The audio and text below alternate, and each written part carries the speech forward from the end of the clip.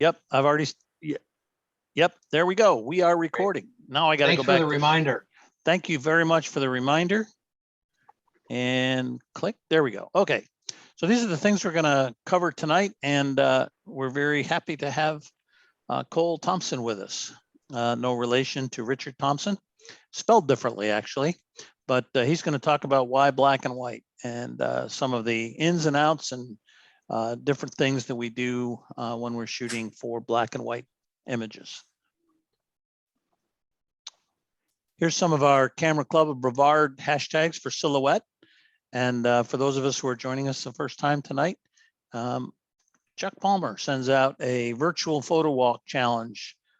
Gives us about a month to go out and catch something, and then we share it on Instagram and or send it into the club. And these are some of the pictures that we have from some of our members with the silhouette theme.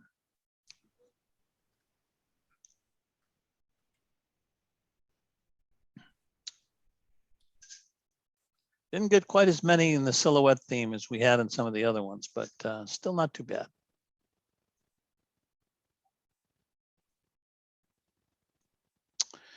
Okay, the November virtual photo walk challenge from Richard is fall color.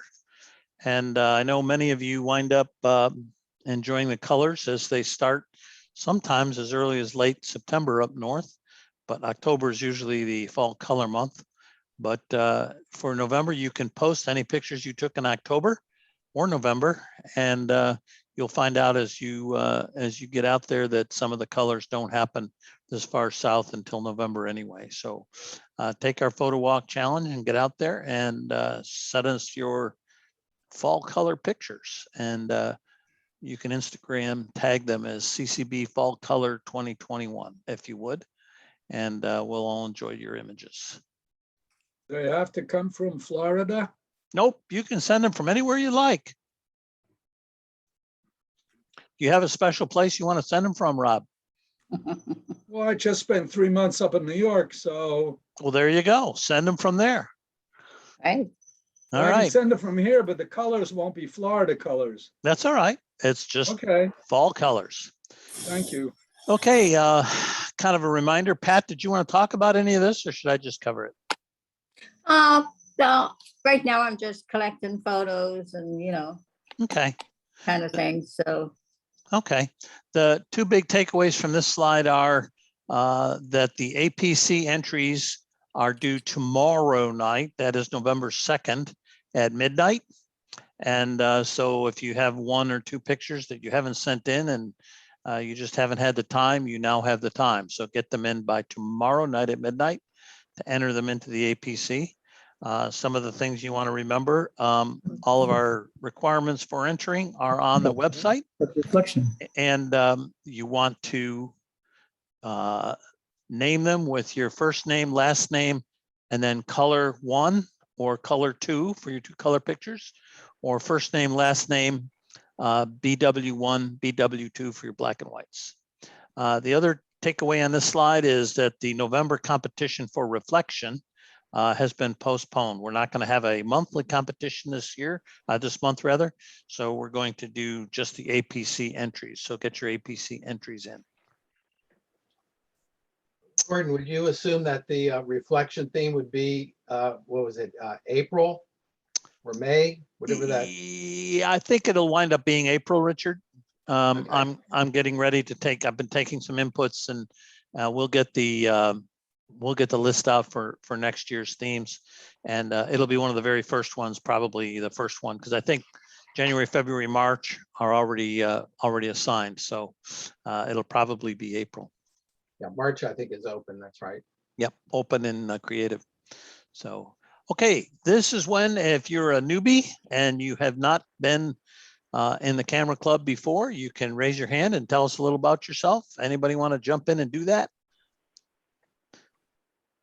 Sashi from Great Britain, do you want to jump in? Yes. Just starting my video now. Can you see me? Yes. Hi.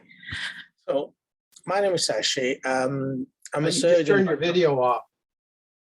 Oh, No, no, again. you want me to stop sharing? Is There that we it, go. Richard? No. We see him now. He's doing fine.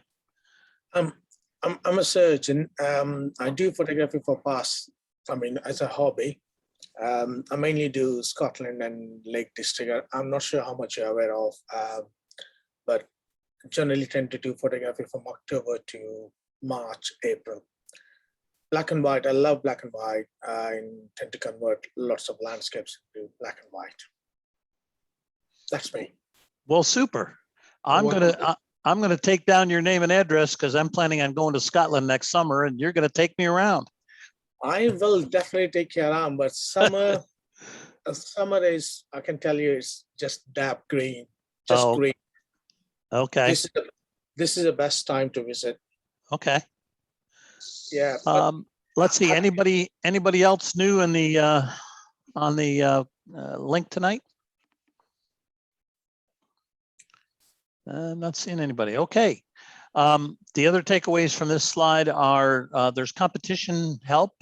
Documents are available on your website. So go to ccbrevard.org.articles and you can take a look, and there's good information for competition. Talks about sizing, talks about many of the different aspects of the competition. So you want to make sure that you review those if you get a chance and get a leg up on what's going on for our monthly competitions.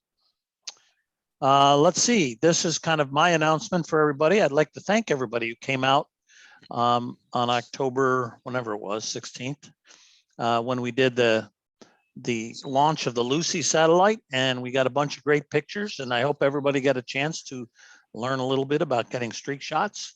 And the next one, SpaceX has slipped it. And for those of you who have not heard, which I doubt you would have, you probably think it's going to be Wednesday, early Wednesday morning. You would be incorrect, because basically less than an hour before this Zoom started, they have slipped yet again. And so their newest launch time is going to be Saturday night at 11:36 p.m. Cool. I'm sorry, did you have announced something? it on the news. Yeah, it like I said, this was just released about an hour ago, so it'll be a little while before they get that out, but it's going to be Saturday night. You're hearing it here first at 11:36 p.m. And if you have not had a chance to get your streak shot, now you can give it a go. And remember, it's going to be November 6th at 11:30 p.m.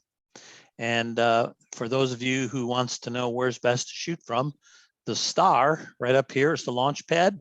And the heavy red line going off to the northeast, that's going to be the ground track of the rocket.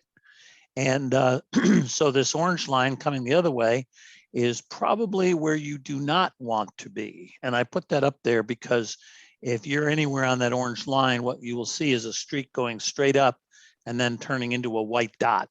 You will not see hardly any arching at all, as you would normally see arching on a streak shot.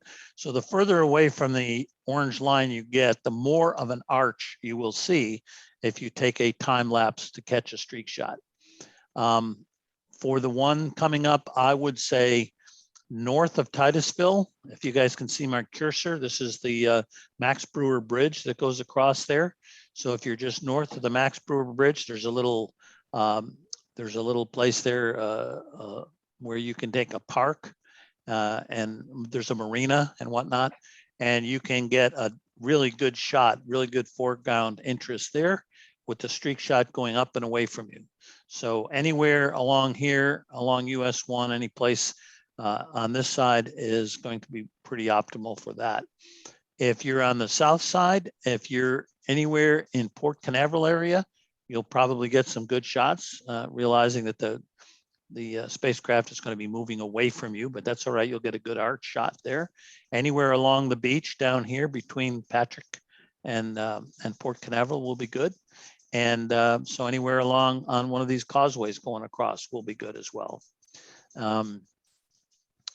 If you're in close within about 8 miles or so, 7 to 8 miles of the launch pad, I would definitely use a wide angle lens, 16 millimeter or thereabouts. As you get further away to to like 12 miles, something like that, you can probably get away with a 24 millimeter lens, something like that. So anyway, there's my little contribution for the next launch coming up. Annual photo competition is his deadline is tomorrow night, Tuesday, the 2nd.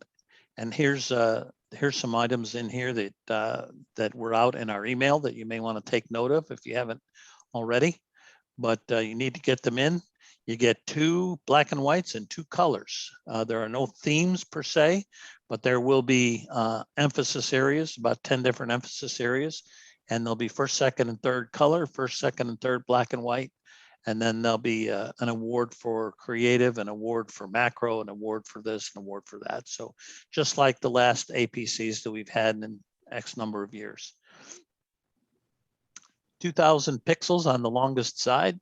And this year we've decided that there's not going to be any entrance fee for the APC competition because we have not had the expenditures that we anticipated. So we're going to be able to use that for our APC competition. So we'll not have any entrance fees this year, kind of a reward for living through the pandemic with all the rest of us.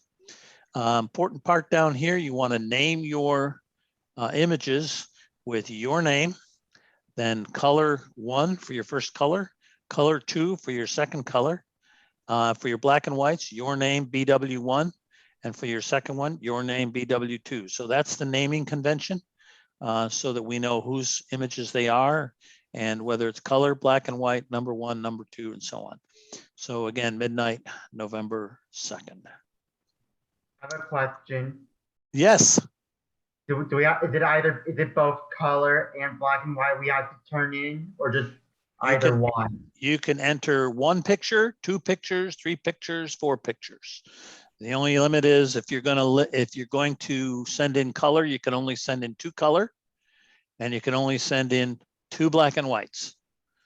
Okay, So if you do 2 of each, that's 4 pictures.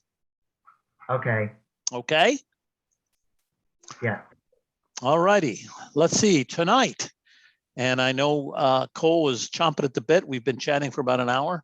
Why black and white? And Cole Thompson is a world-renowned photographer who presents in black and white. I think he sees and talks and visualizes things in black and white. And so he's one of the top photographers out there. And we're really honored to have him here tonight. He says his presentation takes about an hour's time.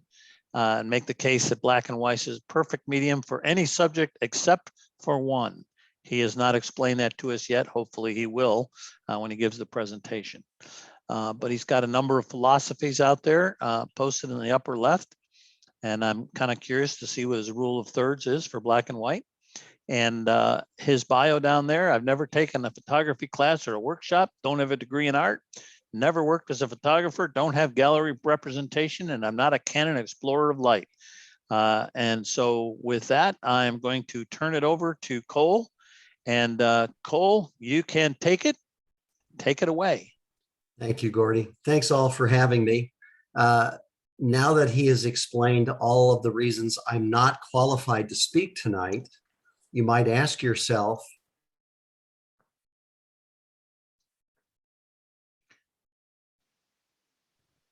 do I have any qualifications? And I would argue that I have only one, my images, because nothing else matters. I want to just jump into it tonight. I'm going to speak about my 2 favorite passions. One is black and white, and the other is for you to decide. You'll probably figure it out shortly. Let me just get started here.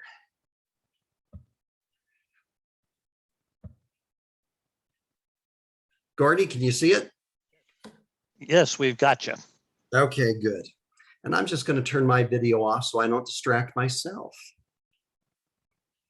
So my presentation tonight is called Why Black and White. To understand black and white, we first must examine the history of black and white. We need to undertake a comparative and historical analysis with an emphasis on the relative intrinsic value of the inherent intermodal causeways of the medium when compared to other artistic disciplines. Now, everyone understood that, right? I didn't. No one does. Unfortunately, this part of the presentation is incredibly long and boring. So let's get started. In the beginning, all art was created in black and white. But then color was invented and the world turned colorful. But then photography was invented and it turned back to black and white. And then Kodacolor was invented and it turned back to color. The end. That's about all we really need to know about the history of black and white. How many of you would buy a three-legged dog? Or get on an airplane with only one wing? Or buy a car with no wheels? So why then would you take a perfectly good color image and strip it of all color? Why? It would be like driving a Model T in a Tesla world. It would be like using wet plates in a digital world. It would be like owning a three-legged dog, just somehow incomplete. I'd like to tell you about my journey to black and white and why you might consider it. My story begins at the age of 14 when I was living in Rochester, New York. And I was out for a hike one day with a friend and we came across this old ruin of a house. My friend told me it had once been owned by George Eastman. George Eastman, of course, is the founder of Kodak, who really revolutionized photography for the common man. And that piqued my interest. And so I went to the school library and checked out his biography. And I began reading. Before I had finished that book, I just had this feeling that I was destined to be a photographer. Now, that's before I had ever taken my first picture or ever worked in a darkroom to see that magic moment when a print comes up in the developer tray. And for the next 10 years, my entire life was photography. I almost didn't graduate high school because I skipped all my classes to photograph. And if I wasn't photographing, I was holed up in the darkroom or studying the works of the great masters. And as I looked at their images, I was always drawn to a particular type of image. They were dark images. They were contrasty images. They were images that caused the shudder to go down my spine when I saw something that I loved. And they inspired me, and they made me want to create these types of images. This is what I call my very first fine art image, created at the age of 14. But people will ask me, they'll say, but why black and white, Cole? You were born into a color world. And I tell them I wasn't. I was born into a black and white world. When I was a boy, television was all in black and white. Movies were in black and white. The news was delivered in black and white. My childhood heroes were in black and white. And even our nation was still segregated into black and white. And so I created black and white images. And perhaps these images are an extension of the world I grew up in. For me, color records the surface, but black and white reveals the feelings that lie beneath the surface. Or put another way, color is a happy meal and black and white is fine dining. Now, what do I look for in a great black and white image? Well, as mentioned, I love a dark image. I love a glowing subject. I love detail, especially when you take the detail and enhance it with contrast. I love simple shapes, textures, and patterns. And increasingly, in the last few years, my work is getting simpler and simpler. And I'm often using a long exposure to simplify my work. I'll use it with water, with sky, and I'll even use a long exposure with people. This image is called the Angel Gabriel, and I call it my most significant image because it was the very first time that as I stood there, I could see the final image in my head. I visualized it. I was photographing on the Newport Beach Pier in Southern California, and it's a crowded day with hundreds of people walking past. But because I'm using a long exposure, everyone disappears except for those few ghosts who linger for just a couple of seconds. And the image was interesting, but it was lacking something, a subject. And so I was looking around for someone that I could ask to stand in my photograph when I saw this homeless man reaching into a trash can and pulling out a thing of French fries that he ate. And I approached him and asked him if he would stand in the image. I would be happy to take him to lunch. And he was so suspicious of my motives, but he reluctantly agreed. And he wanted to hold his Bible in the shot. And this is the image that we used. And it turns out that his name was actually Gabriel. So I called it the Angel Gabriel. Then I took Gabriel to a very nice restaurant. And imagine walking in with a homeless person who is barefoot, filthy, matted hair. And as we sat and looked at the menu, I said, Gabriel, order anything that you like. And he said, I'd love a steak with mushrooms and onions. And when the waitress brought it, he picked it up with his hands and ate it. Gabriel was a delightful fellow, but he had been a drug addict and he was slightly impaired from that experience, but was now clean. I found out that Gabriel was from Romania and I'm half Romanian. So we talked about our family backgrounds in the country. As we were departing, I found out that Gabriel's father lived nearby. And I said, Gabriel, give me your father's name and address. And if I sell any of these images, I'd be happy to share a portion with you. To which he responded, give it to someone who can really use it. I have everything that I need. And Gabriel walked away with his only two possessions, his Bible and a bedroll. I go back to Southern California several times a year, always go back to the pier looking for Gabriel, but have never seen him again. So how do you learn to photograph in black and white? Well, here's what I do. First, I put my camera into monochrome mode and raw mode. Got to be the and. In monochrome mode, it lets me see the image on the back of the camera in black and white. Best way to visualize. But because I'm shooting in raw, it actually saves the image in color. Now, why would a black and white photographer want to record the image in color? It's because I don't want the camera making decisions for me about those colors converting to black and white. In the upper left, that image was a black and white that the camera created. In the lower right is the very same image that I converted from color to black and white. I don't want the camera to make those decisions for me. And never photograph in monochrome and JPEG mode, because what will happen is you'll record the image in black and white and you'll not be able to do the conversion yourself. Next, learn how colors translate into different shades of gray. My work's all about contrast. And even more importantly, learn how to manipulate those colors into different shades of gray. I'll demonstrate in a few minutes how you can use the tool in Photoshop to drastically change the look of an image by playing with those little color sliders. Then think in terms of shapes, contrast, and composition. I think of a black and white image as a naked image. There's no color to hide behind. And if you don't have a good composition, it's readily apparent. Now, what subjects look great in black and white? Well, as was mentioned earlier, I think they all do, except for one. Unicorns. Those should be always photographed in color. Now tonight, I'd like to give you a sampling of some of my work.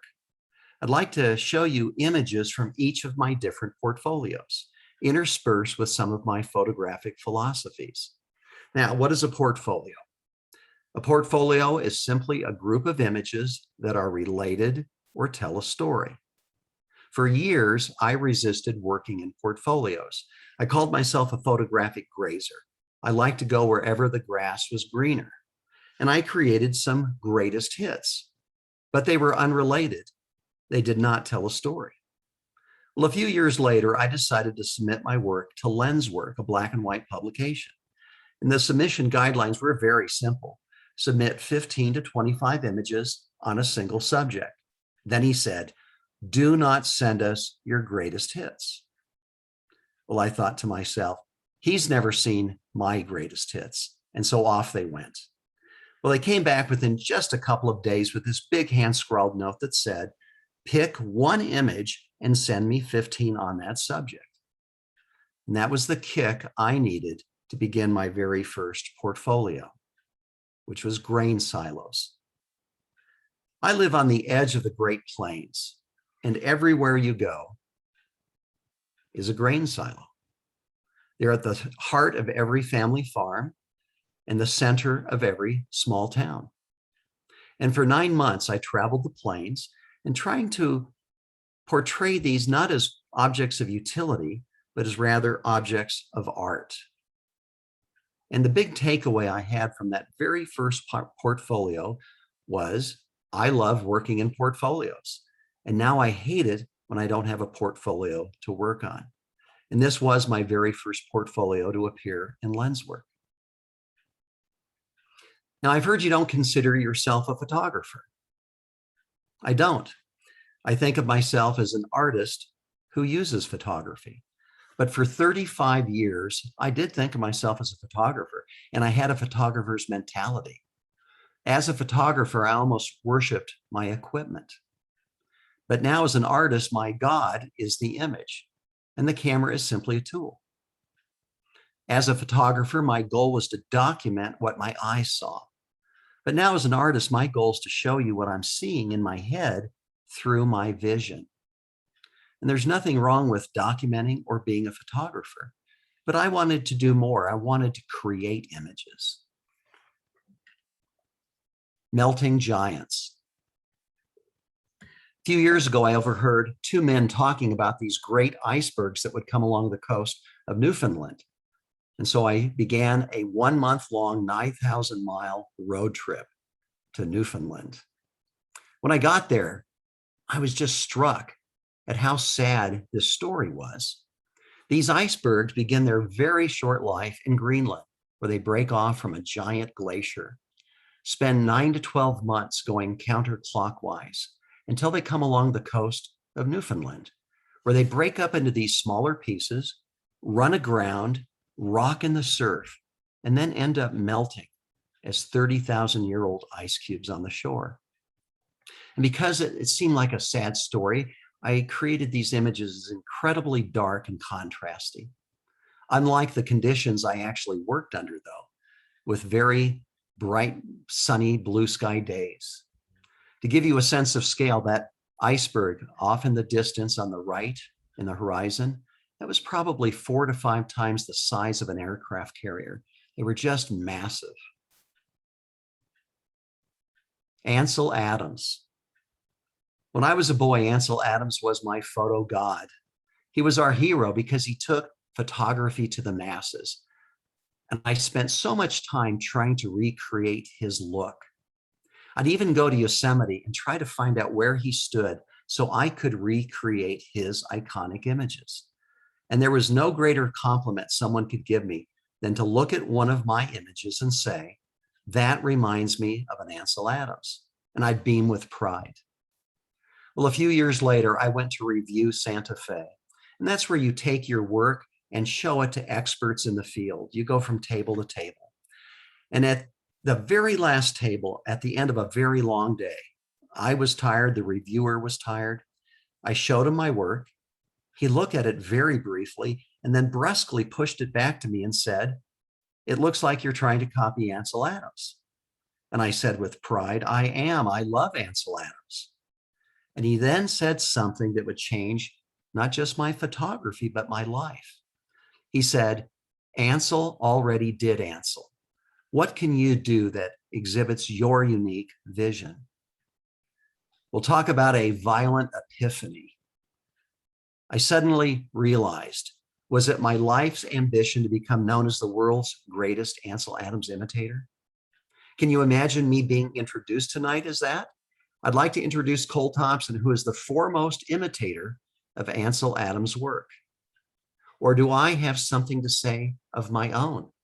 And that set me forth on a 2-year journey to find out if I had a vision. Monoliths. Every year in September, I go to a little coastal town on the coast of Oregon called Bandon. It's got this wonderful 2-mile stretch of beach where these incredible monoliths stick straight up out of the sand. And I've been going every year for more than 15 years. And every year the weather is a little different. The light is a little different. But more importantly, every year, my vision is a little bit different. So vision, what is it? I had heard people use the term before. I understood the general context, but I didn't really understand what it was.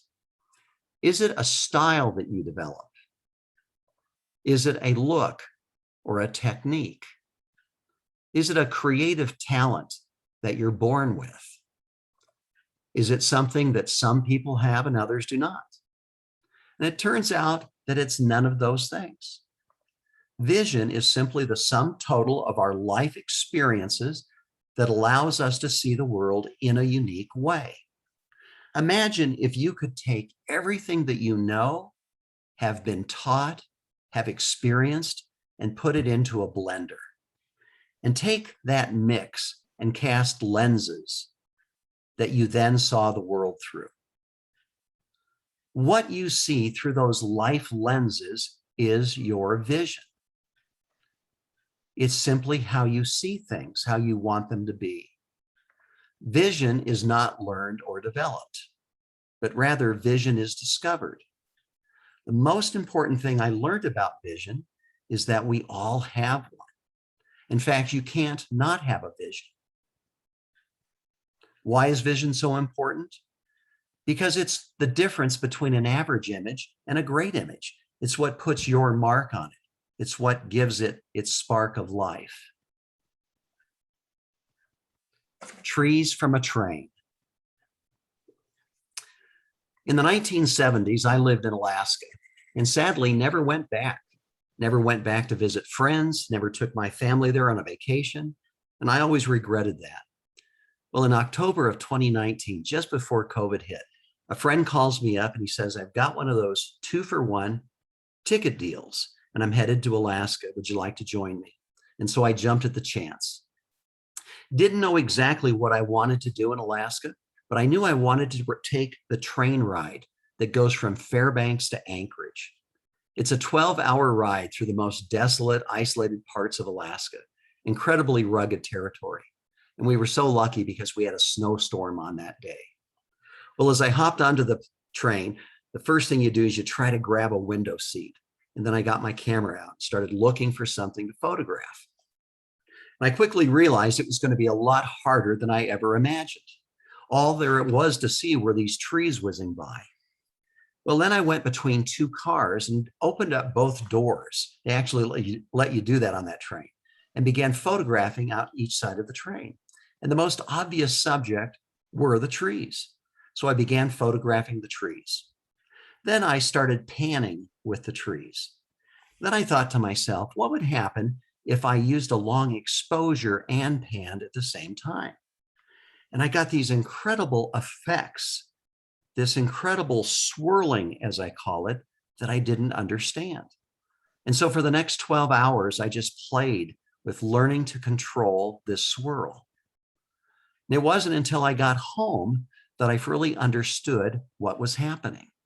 It was a combination of all of the movement, the trees going one way, the train going another, the panning of the camera. But the real key was the shutter. In our digital SLRs, we have what is called a focal plane shutter, which is a little slit that moves from top to bottom. And that combined with all of the other motion gave this incredible swirl, sometimes swirling 360 degrees around the object. And that was on a cover of a recent issue of Lenswork. So how did I find my vision?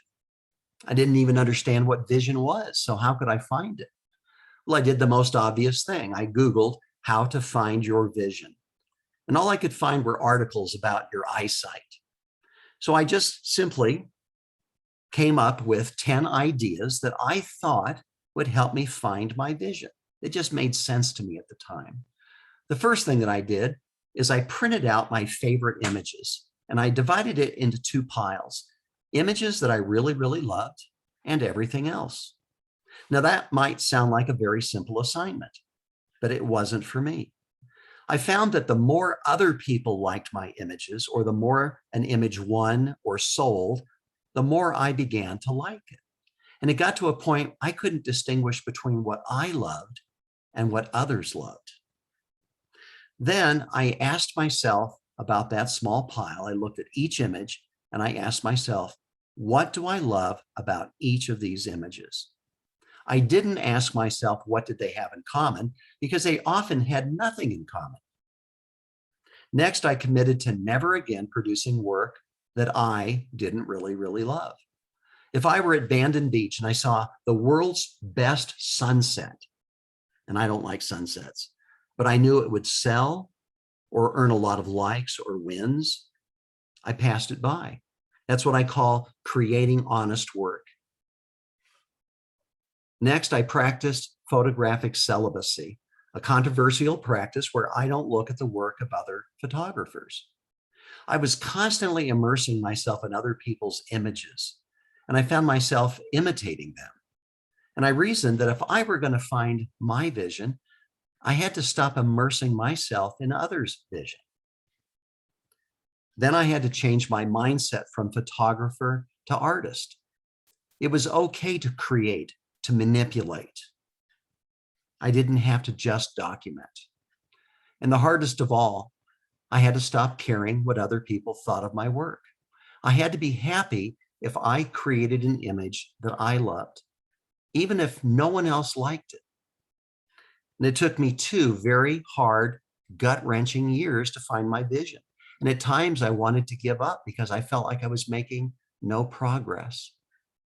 But then it was really such a simple thing. Vision is simply how I see things, how I want them to look, how I want them to be. Now, to give you a visual depiction of vision, I'd like to show you some before and after images. The before image is going to show you what the eye saw, and the after image will show you what I was seeing in my head through that vision. And let's start with the most significant image, the first time it had ever happened to me. As I stood there on that pier that day, I could see the final image in my head, how I wanted it to look. And even though I was brand new at Photoshop and really didn't know how to do much in Photoshop, it was all right. I had that roadmap in my head. Here's the before image. And I had to do a lot of work to create it how I saw it in my head. But I have all the time in the world with Photoshop, and I can learn any technique given enough time. Here's an image called Skeleton, a pile of bones found exactly as you see them laying along the river in my hometown. And as I stood looking at those bones on that day, I could see those very dark leaves with the very bright bones. But that's not what my eyes saw. They saw bright leaves and bright bones. So again, I found a way in Photoshop to make it look how I had seen it in my vision. This is Windmill in Moonlight. This was created above Grand Island, Nebraska on a very cold, very wintry night. The snow had just fallen. The moon was almost full, and it was so bright that it was difficult to get an exposure that worked for both the sky and the foreground. So not knowing any better, I simply did what made sense to me. I took one shot for the sky and another for the foreground, and then cut and pasted the 2 halves together in Photoshop. Now, some people will say, after seeing your before and after images, I realize I need to learn a lot more about Photoshop. And that is exactly not my point. Some people think you've got to have the skills before you can express your vision. And I so disagree with that approach. I believe that you find the vision first, and then you obtain the skills to express it. When I created my series, The Ghost of Auschwitz-Birkenau, I had no idea how to create ghosts. The closest thing I had ever come to a ghost was the angel Gabriel, when I saw that a couple of people who had lingered created ghosts. Here's my before shot. And you can see I really had to work to take that, what the eye saw, and bring it into compliance with what my vision saw. But I never let the technical stop me. Here's my favorite iceberg. from the Melting Giant series. And this almost didn't make it into the portfolio because these are all long exposures of these icebergs. And this one guy was rocking so badly in the surf that I could only do a still image. And I just said to myself, I'll find a way later to turn that into a long exposure. And I did. I found a technique that made it look just like all the other long exposures. Here's a series, one of the images from my series Power Lines. And as I stood there that afternoon, just as sunset in Idaho, I realized that many people's vision would be to see this in color. And that's good if that's your vision. But my vision is black and white, dark, contrasty images. Now, my post-processing is incredibly simple. I'm typically only using 6 tools in Photoshop. What I'd like to do is just run through how I process one of my images. First, I bring my color image into the raw converter. Remember, because I shoot in RAW, the image comes in color. And what I do is I simply play with those sliders until I get the image looking as close to my vision as possible. Step 2, the black and white conversion. This is where some of the magic begins. These color sliders allow me to drastically change the look of the image. It's like adding a color filter after the fact. And let me show you by showing you 4 images. They're all the same raw image. And all I did differently on these 4 images was to change 2 of the color sliders. Look at the sky in the lower right, how dark, how black it is. And then to its left, the sky is almost white. That's why I never want the camera or even Photoshop to just desaturate an image. There's so much of the creative process tied up in this black and white conversion step. Step 3, I adjust my levels. Now, what does that mean? For my work, I need a real good black and a real good white. And most people, I find, just look at their monitor and judge their blacks and their whites by looking at the image on screen. But you really can't do that. You have to look at the histogram. For example, this histogram reveals that this image does not have a true black or a true white. So I'm able to pull those little sliders over and immediately give it a true black and a true white. Step 4, I dodge and burn. Now, if you worked in a darkroom, you might know what this means. Dodging and burning simply allows me to work any small area of the image without affecting the entire image. And I do that with a pen and a tablet. It's almost like drawing on the image. And in this image, I darkened the sky and put a vignette to it. I took the highlight where there was little detail and burned in some detail. And in the foreground, I didn't like the distracting sparkles of things in the sand there. So I burnt that down. Step 5, I add contrast. Now, it's true I love contrast in an image, but I don't add it just to add it. I add it for a very specific reason. When you look at an image on the monitor, it always looks great. It's got a lot of pop to it. But when you print them, they always are a little flat. And that's because the nature of a print is it's using reflected light. So by adding contrast, I can get my print to look more almost like the monitor image. Step 6, the final step, I simply spot my image because I always have a dirty sensor. And those are the 6 steps, and there's the before and after. Now, Popular Photography called me the Photoshop heretic because they said I use Photoshop all wrong. And I always was embarrassed about my very, very simple Photoshop techniques. I would never let my friends watch me work because I was too embarrassed. They were talking about these elaborate processes with layers and masks and all these things that I didn't know how to do. Then I just came to the appreciation. It doesn't matter how you get there. All that matters is the image. And in truth, there's no wrong way to use Photoshop, only the way that works best for you. Now, I would like to share the real secret to post-processing beyond those 6 steps. It is knowing what you want to do, not knowing how to do it. Anyone can learn techniques in Photoshop. But knowing what you want, having that vision is the key. As I stand before an image, I always have a vision of it in my head. I know what the final image will look like. Isolated. Isolated is a very simple portfolio about isolation expressed through trees. And this is one of my open portfolios, meaning I've not completed it.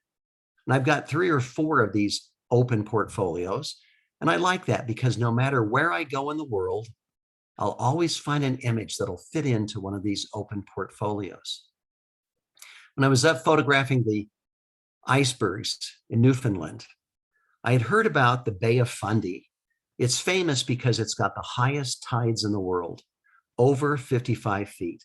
We were talking tonight about you guys, the highest point in Florida is 340 feet. Can you imagine if the tide rose 55 feet? You'd all be underwater. Well, I wanted to photograph these rocks, the Hopewell rocks, at high tide. But when I got there, it was low tide, and I had to wait until after 10 p.m. I waited many hours, and I positioned myself down at the bottom stair going down to the bay. And by the time the tide came up, the water had partially covered my tripod, and it was so dark that I had to use an 8-minute exposure. So when you go to a new location, how do you prepare? Well, the truth is, I don't. When I go to a new location, I only do 2 things. I book a flight and I book a car, period. I do not book hotels. I don't want to be tied down to a certain location. I never look at the work of another photographer from that area, and I never look at a guidebook to see the must-see sites. Now, why don't I want to photograph the must-see sites? Because everybody does. It's been done a billion times before by a million other photographers. Every time I go to Death Valley, I chuckle when I look at the people at Zabriskie Point, all lined up, sometimes dozens, sometimes in the hundreds, waiting for the sun to rise to take the exact same shot. And right behind them is this image that they may never see because they're so focused on what that guidebook told them to photograph. Ukrainians with eyes shut. My son number 2 was stationed in Ukraine in the Peace Corps. And so my wife and I went off to visit him. And as is my practice, I made no preparations. I simply trusted that I would go there and I would see something that would ignite a spark in me, and I would find a project to work on. Well, we're into the trip about day 3, and I haven't seen a thing, and I'm starting to get a little nervous, counting down days remaining. The people are always interesting, but the problem I have with photographing people in a foreign land is that they always put on a big camera face, the big smile. And you don't have the time to break down barriers, and you don't have a common language. So as I was pondering this problem, I was at a bus stop, and I saw this old guy leaning against a wall, and I approached him, and I tapped on my chest, and I said, "America," and he nodded. Then I held up my camera, and I said, "Photographer." He nodded. I then did that universal symbol for, "Can I take your picture?" He nodded, and I took his picture. Then I said, using sign language, "Stop, close your eyes." And he scrunched up his face as if to say, "What?" And I said it again, "Close your eyes." And I took his picture. And it got rid of the camera face. And I liked the effect. And so for the next 10 days, I walked around the street of the Ukraine, stopping people and using sign language, asking them if I could photograph them with their eyes shut. And I met several very good friends that I still communicate with to this day, some 13 years later. I was on the streets of Lviv photographing when this little old man, 5'0", came shuffling up to me and in very broken Italian English said, "What are you doing?" And I explained, and he said nothing and shuffled away. Well, a few minutes later, he came shuffling back with a camera in hand. And he said, "Can I take your picture?" And I said, "Sure." And he said, "With your eyes closed." And he took this picture of me and then emailed it to me. And I was so grateful because it wasn't until that moment did I appreciate how trusting you must be to allow a stranger to photograph you with your eyes closed. I couldn't imagine all of those people, what they were thinking. Is this a trick? Is it a joke? Are my possessions safe? So I was grateful to him for taking my picture, but for the Ukrainian people for being so trusting. Do you dance? This is a story I heard told by a physician on the radio. This physician was working one Saturday in an emergency room on the Navajo Indian Reserve. He said that an old man with long gray braided hair came in and he just stood there staring off into the distance. So the physician grabbed a clipboard and went up to him and said, "Can I help you?" And the old man said nothing. And the physician, just a little perturbed, said, "Look, I can't help you if you won't speak to me." And the old man turned and looked at him and said, "Do you dance?" And this caught the physician off guard. And he pondered that for a minute.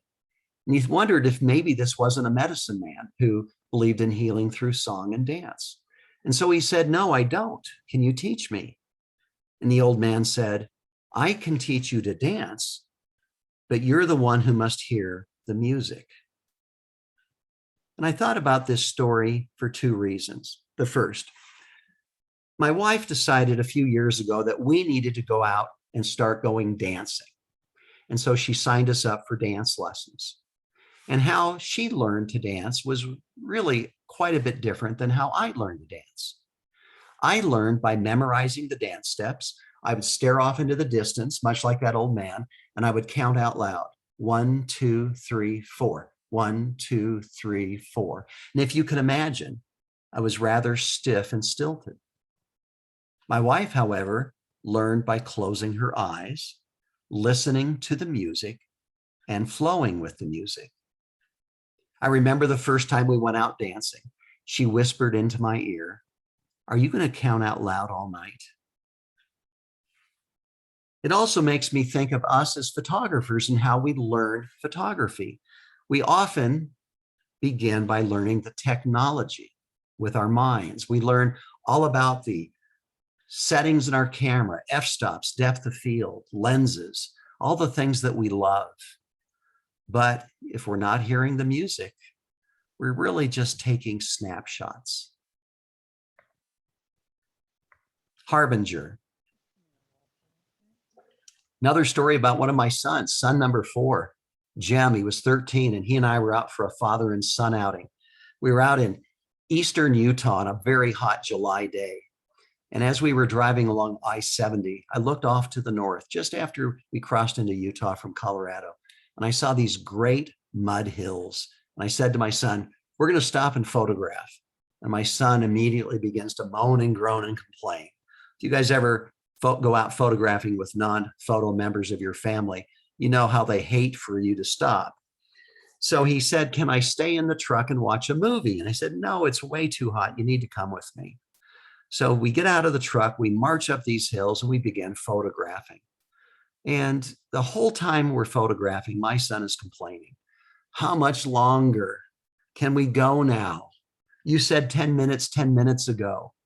And the image I was working on was interesting, but it was lacking something, kind of like the angel Gabriel. It was lacking a subject. So finally, I just got so tired of Jim's complaining. I said, "Fine, we're done. Let's go back to the truck." And as we got back, I just looked over my shoulder at those 2 hills I had been photographing and saw a single white cloud just above the top of the hills, moving very quickly across the hills. And I could see that in just a minute, it would be centered over those 2 hills I had been photographing. So I yelled to my son, "We're going back." And we ran back up the hill, got the camera out, got the tripod set up, and I got off one shot. And I always name my images the first words that come to mind. And I named the image Harbinger, which means an omen of things to come. And I remember people saying, "I love the image. Are you going to do a series on it?"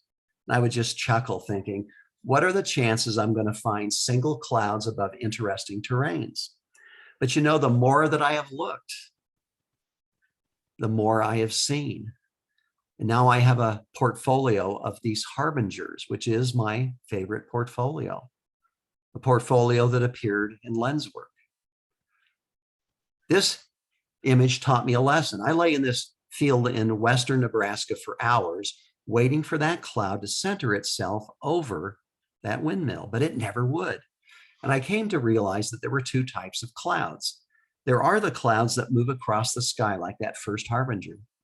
But there are other clouds like this fellow who simply form and dissipate, but always in the same spot. They never move. And I'm glad he didn't move. I think I like it better off center. So how important is equipment when creating an image? Well, not nearly as important as we think. And certainly not nearly as important as your vision. A story. A famous photographer was invited to dinner by a wealthy New York socialite. She greeted him warmly at the door and said, "I love your work. You must have a fabulous camera." He said nothing. At the end of the meal, he thanked her profusely and said, "That was a wonderful meal. You must have a fantastic stove." Now, we all smile at the thought that a great stove might make a great meal because we all know it's not true. But sometimes as photographers, we act as though our equipment is the key to a great image.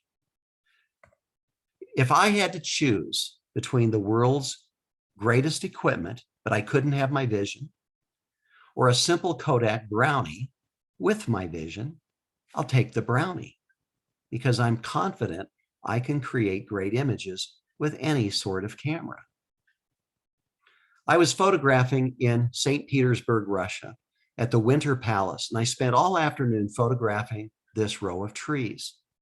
And when I got home and opened up the images, I was so disappointed because none of the images turned out the way I had hoped or expected.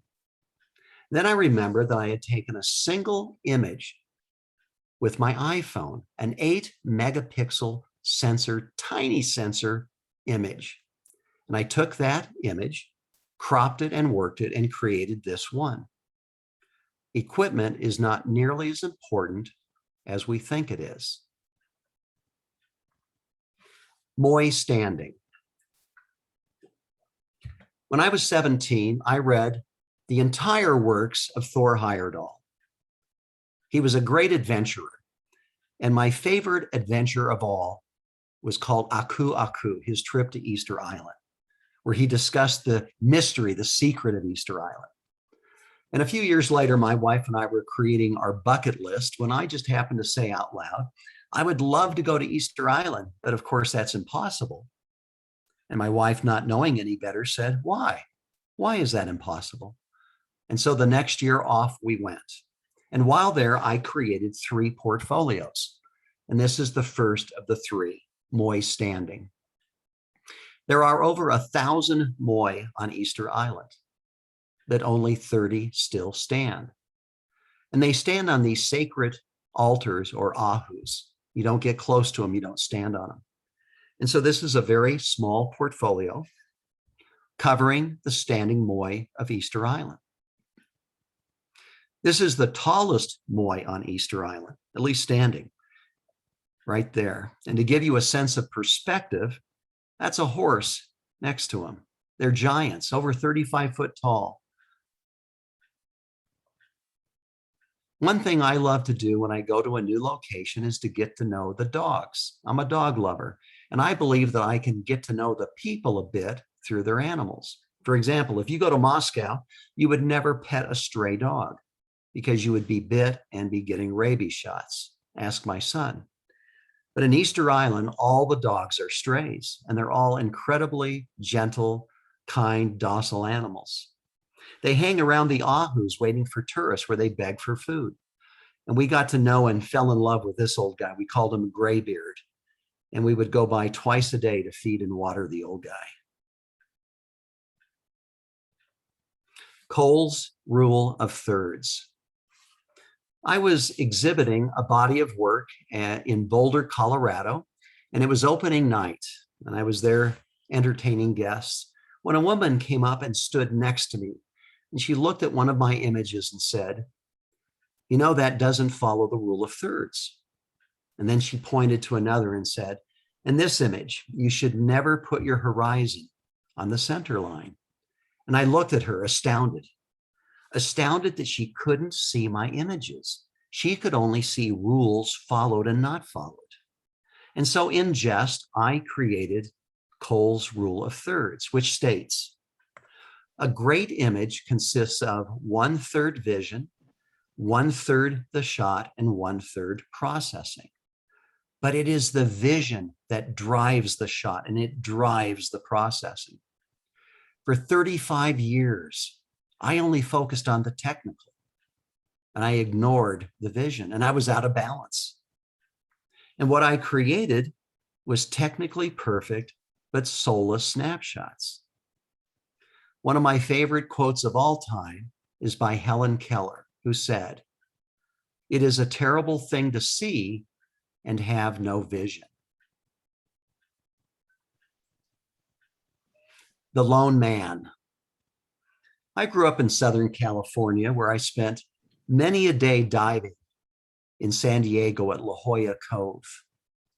And so it was only natural that I would also photograph there. And I was there on a beautiful summer day, and I was at the children's pool, a stone jetty they built to protect the children from the waves. And I wanted to photograph in long exposure the water to contrast it against the stillness of the jetty. But there were so many people on the jetty, I just couldn't find 30 seconds to get my shot. Finally, out of frustration, I just proceeded with the shot anyway. And I was surprised when I looked at the image. All of the people had disappeared because they were in movement, except for that one who stood perfectly still for the entire 30 seconds.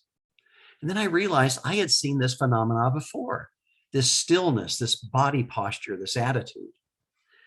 When people stand on the edge of the world and look out into the great expanses, they feel very small and they think about things greater than self. They ask themselves, is this all there is? Is there any more? What is the purpose to life? What am I meant to do? And at that moment, when they're alone with their thoughts, I call this the lone man. And people will ask me, how did you get people to stand still for the shot? And I'll tell them, look, they don't even know if they're being photographed. They just become still and pensive. This was in January of 2020, just as COVID was hitting, my last trip to Death Valley. And one of my favorite lone man shots is actually my daughter-in-law. This is from the Faroe Islands. And I was so nervous because not only is she on a cliff that I swear is 3 miles high, I'm on the edge, literal edge of a cliff that high also. And she was there with my son and the baby on his back. And it's just such a scary thing because every year several tourists do fall to their death in the Faroes. A lot of my friends love to engage in these very deep and esoteric discussions about such things as what is art? And my favorite, what is fine art? And I just wanted to weigh in with my thoughts on the subject. Who cares? I only ask myself 2 questions. Do I like it? And would it look good on my wall? A few years ago, a high school senior called me up and said, I'd like you to take my high school senior portrait. And I was about to tell her that I wasn't that type of photographer when she said something that caught my interest. She said, I'd like to do something different, something no one else has ever done. So we created Ingrid Surrounded. And I just happened to show it to a friend of mine who's got an MFA in photography. And he said to me, well, you know, Cole, that actually isn't a fine art image. And I said, well, Russ, I never claimed that it was, but pray tell, why not? I thought maybe there was a cow rule I was unaware of. And he said, because everyone knows that in a fine art image, the subject never smiles. And I thought, how pompous, how silly. I say create what you love, no matter what it's called or what others think. Sometimes others may not understand or like my work, and that's okay because I don't create it for them. At least I shouldn't. And here's a perfect example of a project that I never pursued until recently because I didn't think it was an appropriate fine art subject, power lines. I created my very first power line some 18 years ago, 15 to 18 years ago in San Francisco. But not thinking it an art subject, I left it alone until about 5 years ago when I added this one from Minneapolis to the collection. And then recently, I just decided I love power lines. I just enjoy photographing them. And the beauty of power lines is that they're everywhere. I don't have to travel anywhere to see a great selection of power lines. While COVID was raging, I couldn't get out to photograph. I went to the middle of nowhere in New Mexico and created this image. And a lot of people have tried to guess what it is. No one's ever got it right. It's not a geyser. It's actually a long exposure of a power plant that is just over the hill. And I've photographed that thing 100 times trying to get that smoke plume just right. But every time it was just perfect, the wind would come along and blow it out. And finally, I got the shot that I was looking for. So how do I pick a subject to pursue as a portfolio? I don't. It picks me. Every time I tried to force a portfolio, it never worked. I used to keep a long list of ideas, but never once did I take one of those ideas and create a portfolio from it. I realized that every time that I created a new portfolio, it just came out of a sudden burst of inspiration. And I'd like to share a project that happened exactly that way. Ceiling lamps. I was standing in a hotel lobby in Akron, Ohio, and I just happened to look up at the ceiling and noticed the ceiling lamp. And for some reason, at that moment on that day, it struck me. And so I pushed the table out of the lobby and I lay down on the floor and just stared at that lamp. And then I began to photograph it. And I started doing that everywhere that I went, shooting these lamps from straight below. If a person wasn't told, they'd never know these were ceiling lamps. And I just had a blast doing it. I think an important element of a great project is that you have passion for it. You love it. This is from one of my favorite Mexican restaurants in Fort Collins, Colorado. And I began grouping the images and just playing with it and having fun with it. And then recently, or somewhat recently, on a trip to Moscow, I was in their subway when I saw these 3 great Soviet era ceiling lamps to add to the collection. So people ask me, why do you create? And I thought about that. Thought about when I was a 14-year-old boy, why I created back then. It was just the pure joy of creating to please myself. But then I started noticing that I could get attention, positive feedback through my photography. And then I started to try to win contests because I thought if it won a contest, that is proof that it's a good image. Then I wanted to build a resume, arguing that no one would take me serious as a photographer if I didn't have a resume.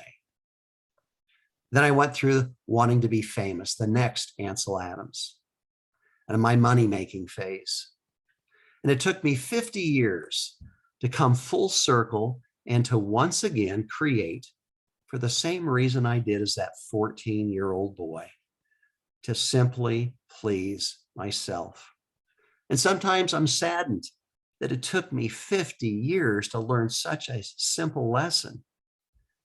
But actually, I'm just happy that I learned it because many don't. I do my best work when I create for myself. Linda Ronstadt said, I mean, it's nice to be acknowledged, nice for your work to be acknowledged, but it's not what you do it for. You do it for the work. And if you're doing it for the prizes, you're in big trouble. Moy at the Quarry. This is the second portfolio from Easter Island or Rapa Nui. Many, if not most of the Moy are still at the quarry on Easter Island.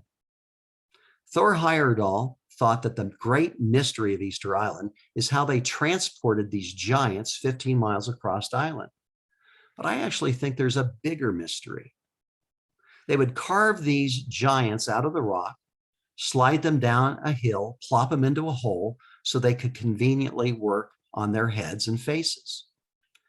But why, seemingly in a single day, did they drop their tools and walk away with hundreds of unfinished moai? Now that's a question we'll never know the answer to. So what photographic rules should you follow? None, unless you want to create average images that look just like everyone else's who are following the same rules. Do you remember paint by number? We were promised that if we were to follow the rules, paint within the numbers, we could create a masterpiece.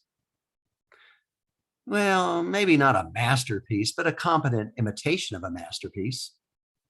You don't create a masterpiece by following the numbers or by following the rules. At best, all you'll produce is a crude imitation. Ansel Adams said, "The so-called rules of composition are, in my opinion, invalid, irrelevant, immaterial." And an ex-Ansel Adams imitator stated, "There are no need for rules when you have found your vision. Vision precedes the rules." The dunes of nude. We were talking earlier about Death Valley. Every year, January, I go to Death Valley and spend a month. I love Death Valley because, especially in January, because the temperatures are cool and the crowds are very low.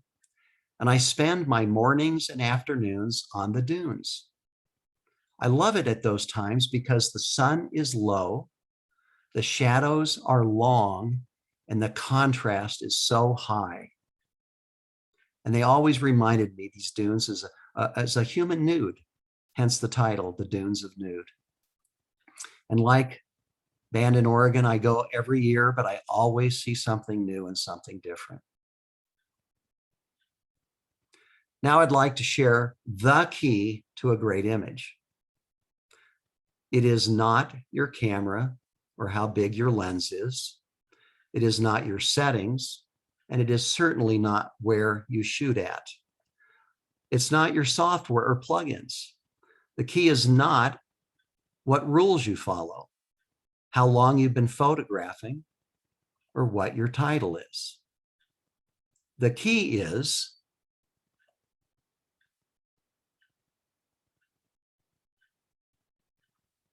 your vision. Vision is the first and most important step in creating a meaningful image. Sugimoto said, "If I have a vision, my work is almost done. The rest is just a technical problem." Lenny, a portrait of breast cancer. Lenny was a customer of mine. She purchased the Angel Gabriel from me. And about a year later, she called me up and said, "I've got breast cancer. I've had a mastectomy, and I'd like you to photograph me." And I said, "Lenny, I am so sorry to hear that. But you know, I really don't do people or portraits." She goes, "No, I want you to do it." I go, "I don't have the right equipment." She goes, "It'll be fine. I want you to do it." I go, "Lenny, let me give you the name of a woman I know who specializes in this type of photography." "No, I want you to do it." Wouldn't let me off the hook. So off I went to Grand Junction, Colorado to photograph Lenny. She was insistent these images be created and shared with others. She said they would do others good. It was a difficult subject. It was sensitive. But I found Lenny to be beautiful and dignified. And I had a vision of how I wanted to portray her. And through the shoot, I kept thinking about this question I wanted to ask her, but I was afraid that it would ruin the mood of the photo shoot. But finally, as I was getting ready to put my gear away, I summoned up enough courage to ask Lenny my question. Lenny, what is your prognosis? I'll be dead by Christmas, she said. And this was in July. That was 13 years ago. And the good news is Lenny is still alive. She got into an experimental treatment program. It worked. And she now has a renewed sense of life and a full head of hair. And I'm so grateful that she did not let me off the hook, because sometimes hard things turn into good things. Don't know if you ever experienced this, but people are always telling me what I should do with my images. Sometimes they will be a little diplomatic by saying, if this were my image, here's what I would do.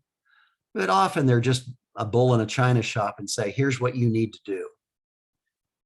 I say, don't follow other people's advice, not about your vision. When I created the angel Gabriel, I was so excited because it was the first time it had happened for me. And so I excitedly took it and showed it to my mentor. The first words out of her mouth were, never center the subject, Cole. I'm telling you that all the time. Don't center the subject. What a quandary I was in. My vision said one thing, and my mentor, who was an expert in the field, said another.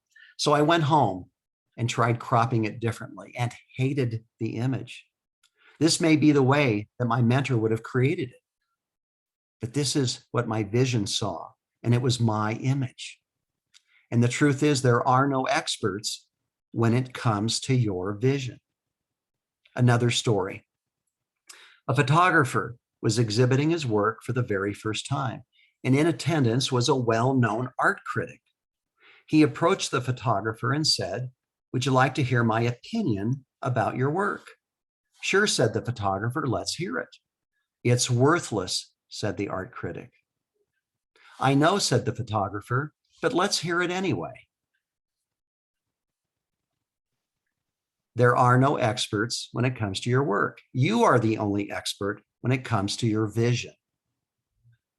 And don't ask others what you should do with your images. People all the time, I just had one today, write me and show me an image and say, what would you do with this? And I say, look, if I were to tell you what I would do and you followed my advice and you kept following my advice, soon your images would begin to look like mine. And believe me, you don't want that. Confucius says, they who walk in another's footsteps never finds their own path. Moy, sitting for portrait, the third portfolio from Easter Island. Getting to Easter Island is difficult. They call it the most isolated, inhabited place on Earth. I flew from Denver to Toronto, to Santiago, and then out to Easter Island. And that one long leg was a killer. And on the way, I fell asleep, slept, and dreamt. I dreamt that the Moy were actually living creatures. And I had taken 2 large stands and a big roll of paper and created an outdoor studio. Then I went from Moy to Moy, asking them if they would come and sit for a portrait. Well, what I didn't appreciate was that the Moy had been badly treated by outsiders in the past, and so most just declined. Many said they were too infirm, some said they were too old. Others said they didn't want to run into other clan members whom they had a dispute with. So after issuing the invitation, I didn't know if anyone would arrive. Well, the day and hour came, and at first no one did arrive. But slowly, some of the younger Moy came and sat for a portrait. And as word got out, more and more of the Moy came. Well, I woke up from that dream and told my wife about it. And then I thought about it for a little bit and then said to her, you know what? I'm going to do it. I'm going to invite the Moy to come and sit for a portrait. And I did invite them. And they did come. Now, of course, the Moy didn't come to me, but rather I would go to the Moy and photograph them under cloud cover. Then I would outline them and drop them onto a digital backdrop that I had created. Now, I did them under cloud cover so I could then dodge and burn highlights on them, making it look like they had sat under studio lighting. None of this I knew how to do, but I just learned how to do it. And I got to know the Moy rather well from this experience. Vision blockers. I mentioned earlier that one of the biggest truths I learned about vision is that we all have one. Yet I run into the vast majority of people who tell me, I don't have a vision. You do. The problem is vision blockers. We're all born with a great vision. We're very creative. But then we start getting well-meaning people who say things like, there's only one sun in the sky, and the sky should be blue and grass should be green. And the more we start listening to people, the more we lose our vision. I'm convinced at age 14, I had a vision.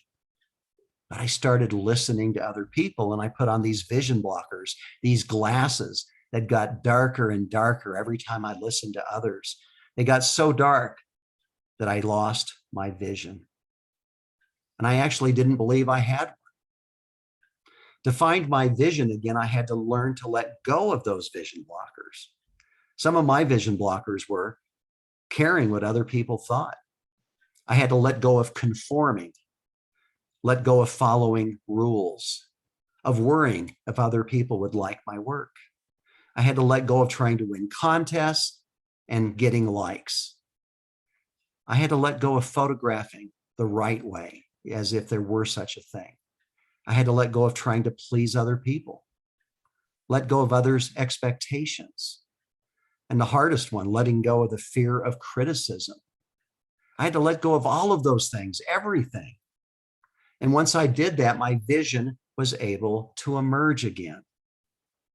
And I became free to create whatever I wanted and however I wanted. Vision is what's left over when you remove all of your fears and insecurities, when you stop complying and conforming, when you ignore what other people are doing and you pursue what you love. You'll know you're on the right track when you start listening to yourself more than you listen to other people. The Faroe Islands. I was watching the TV show Shetland on BBC, and all the time the actors were on screen, I was looking past them at the incredible coastline of the Shetland Islands. So I decided off I would go. But I didn't know where it was, so I got onto Google Maps and got distracted by something that looked even more interesting, the Faroe Islands. 17 islands out in the middle of absolute nowhere. And so off I went for a month. 17 islands. If it was raining on one island, you'd go to another. The greenest place I have ever seen, the most rugged place I had ever seen. So isolated and so primitive in so many ways. But then connecting these islands are underground tunnels that go under the sea. They have one that is the only roundabout under the ocean, connecting 3 different islands. An amazing place. Every day I would come out of one of these undersea tunnels and I would be faced with this scene. Must have photographed it 50 times. Finally got the one that I wanted. Faroe Islands is by far my favorite place on earth so far. So how long do projects take? I used to think they took years if they were going to be good. I certainly have some projects that have taken years, but the truth is they just take as long as they take. I've shown you a project, my grain silos, that were completed in 9 months. Trees from a train, 12 hours. Now I'd like to show you a project that was completed in under 2 hours. The Ghost of Auschwitz-Birkenau. When we were in Ukraine, we had a couple of extra days and decided to go next door to Poland. We stayed at Krakow at the city center, and we began discussing what we might do with our free time. I knew that the death camps were nearby, but I didn't want to go. I'm a kind of a person who avoids a sad story or a sad movie, and I sure didn't want to go to a place called a death camp. But the family outvoted me and off we went. We took a tour bus over to Auschwitz-Birkenau, and on the drive over, I began to think about where I was going. how sacred of a place this must be. And I decided that I would not photograph there, that it would be perhaps sacrilegious or at least irreverent. And as we got off the bus, I asked the driver if I could leave my gear on board. And he said no, he wouldn't be responsible. So we began the tour. You begin by being shown a book. On the left, a beautiful black and white portrait of each person. You could tell this photographer was really skilled. It was beautiful work. And on the right, a description of the person, their belongings, their trade, their family history, everything about them. And in the first 5 minutes of this tour, my head begins to swim. Why are they so carefully, and even one could say beautifully, documenting a person whom they're going to outright kill or work to death? Then they take you into the room with the iconic piles we've all seen photographs of. The pile of glasses, the pile of human hair used to stuff pillows and mattresses, and the one that got to me, the pile of human bridge work yanked from the mouths of the dead. And I'm not claustrophobic, but at that moment, I just couldn't breathe. And I signaled to my family that I was going outdoors to catch my breath. And once outdoors, I just walked slowly, staring down at my feet. And as I began to catch my breath, my focus became my feet. Who else had walked in these same footsteps and were now dead? Who else had taken this same path on their way to the gas chamber or the gallows? And I began to wonder metaphorically if the spirits of those people still lingered at Auschwitz-Birkenau. And then it just hit me. I needed to photograph their ghosts. And so I began photographing ghosts. By using a long exposure and the other visitors at the camp, I created these ghosts. But I was faced with two challenges. The first, every time I set up my tripod and camera, the people would clear out of the way. They didn't want to ruin my shot, and they didn't understand that I needed them to create the shot.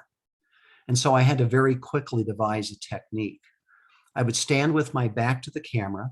I would get on my cell phone and play the part of the loud American and speak very loudly into it. And then people would slowly drift back into the scene. Then I would use a remote shutter release to take the long exposure. The other challenge was that I only had 45 minutes left at Auschwitz and then another hour at Birkenau. And so I found myself literally running from location to location, trying to create these images that I had in my head and needed to capture in camera. This is the only image that I included a living person. And I remember having a very distinct impression of what this image meant to me. But I never tell others what the image means to me. It's for each person to interpret for themselves. And as I've shown this picture to others, I've heard over a dozen different explanations. And finally, the gas chamber with the ghosts escaping. I couldn't bring myself to go into those gas chamber, and I could never go back to visit another death camp. One of the blessings that have come into my life through this portfolio is that I've been able to exhibit it at a number of Holocaust museums and meet many survivors. I was exhibiting this at the Dallas Holocaust Museum, and I noticed a woman in a wheelchair being pushed from image to image. And as she got to each image, she would crane her neck very far forward and closely examine the image. And so I went up and introduced myself, and I said, "Hi, my name is Cole, and these are my images." And I remember her raising this crooked, arthritic, bony finger, and it was shaking. And she said, "These are my images." Edith Molnar had been interned and had survived Auschwitz-Birkenau. I couldn't fathom what feelings. I couldn't even begin to imagine what she was feeling, seeing these scenes again with those ghostly images. I was also honored to exhibit and speak to over 100 survivors at the Simon Wiesenthal Center in Los Angeles. You know, we've all heard stories of survival and the brutality.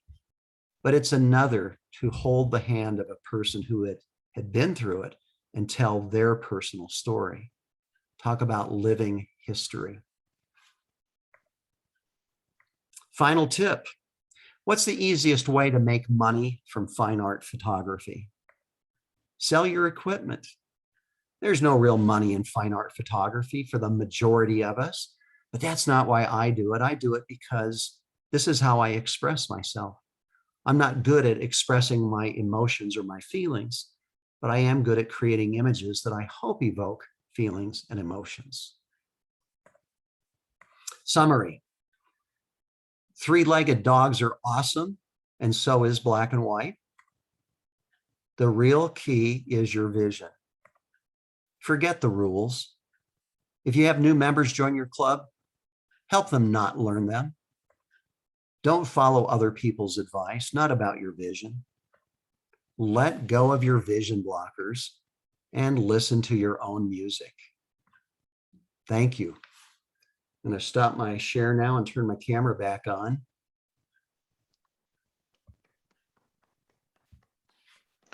Well, Cole, that was nothing short of awesome. Yeah. I gotta say that was an awesome presentation. And for some gentleman who's camped out in the northern part of Colorado, you have been many places. Many places that are on my bucket list, the Faroe Islands, you know, and Easter Island, and some of those places that the only time you ever saw images from those were in National Geographic. So those are really, really something. Thank you, Gordy. I'd love to, anybody who would like to turn on their microphone and ask a question, or more importantly, express a thought. And chatting. Well, I'd like to say that it really evoked a lot of emotion. I'm sitting here with tears in my eyes when you showed the pictures of Lenny. That was extremely moving and beautifully done. Thank you, Cheryl. She was so insistent that I show those images to other people. Very powerful. Other thoughts or questions, comments, questions? I have one.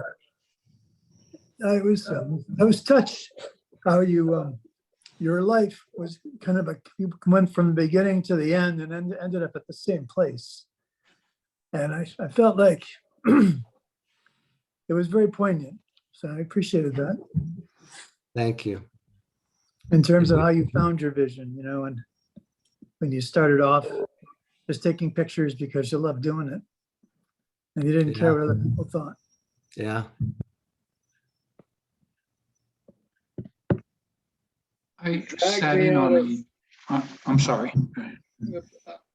Sorry, Eugene. I was just going to say you dragged me out of my mind, my brain, my thoughts into my feelings. Thank you. Thank you, Bob. Appreciate that. Eugene? No, I was going to say I sat in on a presentation by the Florida Camera Club Council, and who I don't remember exactly what the topic was, but the person giving the presentation, one of his pieces of advice was don't follow other people's advice. So listening to you say the same thing, it just struck me. How many times does self-doubt fill us when we create an image that we might like, but then we start hearing other people say things like, you should have done this, I would have done it differently, it's not good because. We should listen to our instincts, and we should be very critical, though, in analyzing our work and saying, what don't I like about it? What could I have done better? What would I like to do differently next time? But listening to us instead of them, because them have a different vision than us. Cole? Yes. So I grew up in Rochester. Where at? I was in Honey Eye Falls and Mendon. Okay, I was in actually Henrietta. worked for Kodak for a while. So every once in a while, you know, I guess you kind of did a great summary of what a lot of us are unable to articulate a lot as photographers. You know, we hear stories about, well, the equipment's not so important, but you really, how you presented it so clearly and concisely and simply. And it, even for myself, who's a experienced photographer, you've lit something underneath me. And just as at a point where I'm 75, I'm getting out of photography. I'm doing less and less. I'm doing other things with my images, you know, but you still have the ability with your stories and your examples to excite people, which I think is a gift that very few people have. And I appreciate the fact that you were able to, the Camera Club was able to listen to what you had to say. It's so important. And the message is a good one, because I'm tired of people telling me what I should do or how I should do it, and all the tutorials and do this and do that and the rule of thirds. Baloney. You know, I've often thought that, and I always thought I was the only one, you know, kind of sour on all that stuff. But the whole word vision is something I'm going to ponder for a while now, thanks to you. Yeah. Okay, thank you so much for those Definitely. comments, John. Yeah. You know, well, I love speaking to camera clubs because I believe there are lots of people who find themselves feeling the same way I do. They want more, but they don't know what it is. And I think most of us are thinking this is baloney, but we don't want to say it. But a Yeah. lot of us think it. Yeah. No, you have to be fearless sometimes with yourself. And I think that's what you do. You understand yourself. And it gets down to what it's again, inner vision and outer vision. And that's, you gotta be able to express it without fear. Yeah. Hey, we're all old enough. We ought not to fear anything anymore, right? No, I'm at a point where I don't care what other people think about whatever I say. I don't care. Thomas, the youngest guy here, he's in school still, raising his hand. Go ahead, Thomas. Yes, I'm doing that so I can make sure you get your attention for a question. So I have a question about based on Ansel Adams' imitator. What does that mean? There are no need for rules when you have found your vision. Something that is which I'm curious about. Say it again, please. There are no need for rules when you have found your vision. Yes. Oh, okay. You want to know what that quote means? Yeah. Okay. I'll give you an example. I've had people who tell me rules are important and that you should learn the rules first so that you can break them. And I say baloney, like John.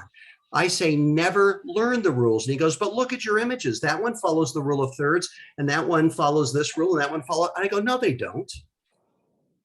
I never once, when I create an image, say, I have to compose it this way because it'll follow a rule. I say, how do I see it? That's how it should be. And sometimes people will criticize it because they'll say, wait, you're centering all your images. Wait, you're putting your horizon on the center line. Wait, that doesn't follow the rule of thirds. I don't care. I follow my vision and I don't worry about rules. They're not important if I have a vision. Now, if you don't have a vision and you want to imitate a person who has vision, follow the rules. But you're just imitating. It's not coming from a vision. Sorry to put it so bluntly. Hey, Okay. Cole, I liked the part of your presentation where you talked about image blockers and Vision blockers. Vision blockers. Yeah, I'm sorry, the vision blockers, because so many of us, I can only speak for myself, but we would love to have a defined vision out there for some project or something that we would like to do. But we always get distracted. Oh yeah, I got to pay the rent, or oh yeah, I got to do this, or oh yeah, I got to do that. So something is always distracting us. Sure. And that can very easily be a vision blocker, just because we don't have the time to sit down and take a week in the Faroe Islands or whatever. And so we lose that. And so I try and spend a weekend when I have a spare weekend. I'm going to do nothing but take pictures this weekend, and then just go out and do it. And then hopefully something pops up. So that was a great point about your vision blockers being something that's going to be impeding you.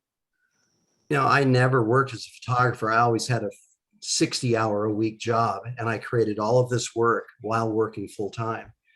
So I don't, you know, I do not live my life traveling doing photography. I do now since I'm retired, but having time it's necessary, but you don't have to have a lot of time to be able to be creative and to find your vision. So don't let that stop you. Other comments, questions? One of the things I like, I like that you emphasized was your photography, you know, myself. If I like the photograph I produced, that's all that matters. I don't care what person A thinks or person B thinks or judge A thinks. If I like it, that's all that matters, because they're seeing something. If they don't like it, something different than what I have, I can't control that. So Exactly. if you like it, I love that. It's all that matters. And I'll often ask somebody, I'll say, would you rather create an image that you love but no one else likes, or an image that everybody loves, it wins and it gets a lot of likes, but you don't care for it? And that tells something about what we're looking for. Some people, it's all about the likes, the wins. But when it becomes what you love, then your work starts becoming meaningful. Exactly. Well, thank you all. Appreciate your time. I would like to Thank give you. a print away of the Angel Gabriel. I always like to give that print away because not only do I love that image, and it was the first time I'd ever expressed my vision, but it also was such a wonderful experience to get to know Gabriel. It was the first time I ever took a homeless person to lunch. I would always give people money or give them food, but that time I took them to lunch. And I realized that that was actually more valuable, me showing him respect and being interested in him, than the meal was. So it's a practice now that I do whenever I can. So how I give the print away is I look for a person who's got a birthday today. Anybody? Or whoever's got a birthday the closest to today. So who's had a birthday within the last week or the next coming week?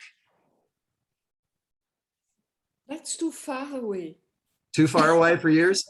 How about 2 weeks ago or 2 weeks ahead? Anybody?